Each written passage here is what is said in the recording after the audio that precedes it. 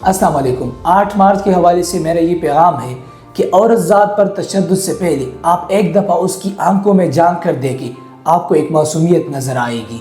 میرا یہ ماننا ہے کہ عورت ذات جو ہے تشدد کے نہیں، محبت کی قابل ہے۔ آپ کی یہاں جو مردانگی ہے اس کو شکست دے اور یہاں عورت کو حکومت کی اجازت دے۔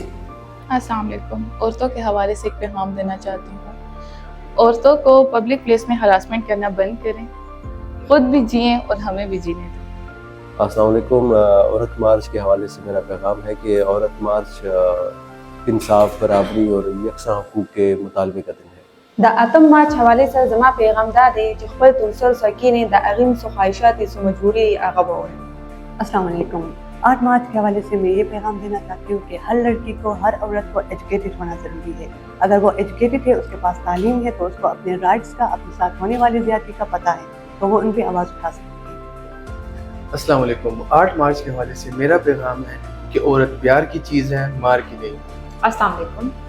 وومن امپاورمنٹ سے ریلیٹڈ میں یہ کہنا چاہوں گی کہ خواتین کے حقوق انسانی حقوق